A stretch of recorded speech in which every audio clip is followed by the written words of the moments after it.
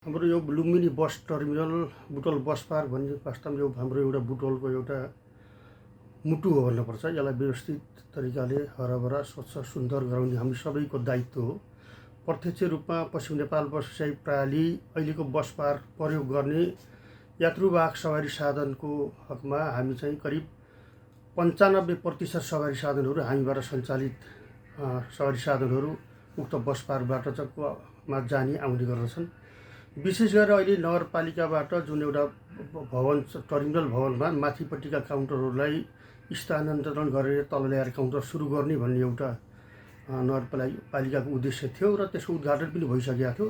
त्यसमा हामी पनि सहभागी थियौँ र केही काउन्टरहरू हामीले चाहिँ त्यो नयाँ टर्मिनलभित्रमा लगेर राख्यौँ पनि र काउन्टरमा करिब 10-11 दिन जति हामीले त्यहीँबाट सेवा सञ्चालन पनि गऱ्यौँ र जति नगरपालिकाले गर्नुपर्ने भौतिक संरचनाका विषयवस्तुहरू थिए, त्यो टर्मिनल भवनभन्दा बाहिरपट्टिका रुख कटान, अनि त्यो क्षेत्रमा चाहिँ ढलान गर्ने, अनि चाहिँ गाडीहरूलाई चाहिँ रुट वाइज अलग अलग ट्र्याकहरूको चाहिँ व्यवस्थापन गर्नुपर्ने थियो।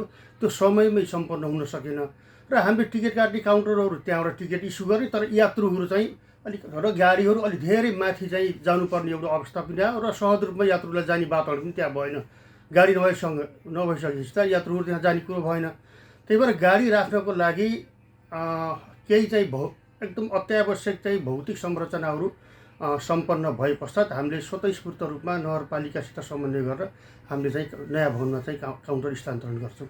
अब कहिलेसम्म चाहिँ अलिकति नयाँ भवन प्रयोगमा आउँछ काउन्टरको लागि? यस विषयमा हामी पटक नगरपालिकामा नगर प्रमुखज्यू, उपप्रमुखज्यू लगायत त्यहाँका चाहिँ कर्मचारीहरूसँग बसेका छौँ र उहाँहरूले चाहिँ यो रुख कटानको आदेश वन मन्त्रालयबाट आइसकेको छ, हामीले तुरुन्तै यसलाई कटान गर्छौँ भन्नुभएको थियो। र कति त्यहाँ कस्तो छ भने अलिकति पुरै भाग कच्ची छ र यो बर्खा पानी परिरहेको छ, पानी एकदम जमिरहेको छ, त्यो पानी बाहिर निकास हुने ठाउँ छैन, बाहिरबाट छेकी त्यसलाई निकास बन्द गरिएको छ। त्यो सर्वप्रथम त त्यो पानी जम्ने समस्यालाई चाहिँ बाहिर निकास दिएर त्यहाँ चाहिँ ढलानको कार्य सम्पन्न भइसकेपछि उहाँले तुरुन्त ठेक्का पनि भइसक्यो भन्नुभएको छ। कहिलेसम्म हुन्छ, अब उहाँहरूले चाहनु हो भने त करिब 1-1.5 महिनामै यो काम सम्पन्न हुनसक्छ। यसलाई छिटो चाहिँ अलिकति प्रयोगमा ल्याउनको लागि तपाईँको र नगरपालिकाको चाहिँ छलफल कसरी भइरहेछ, के छ?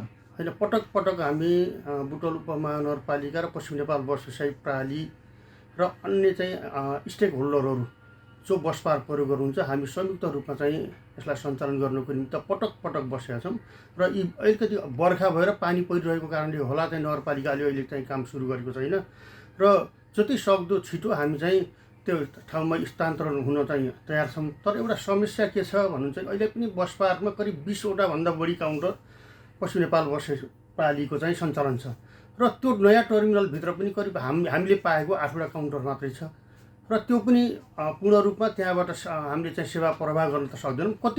कति सम्भव हुन्छ ती सम्भव भएसम्मका काउन्टरहरू स्थानान्तरण गरेर त्यहाँबाट जति सक्दो छिटो नगरपालिकाले चाहिँ भौतिक पूर्वाधार संरचना निर्माण पश्चात हामी स्थानान्तरण हुन्छौँ।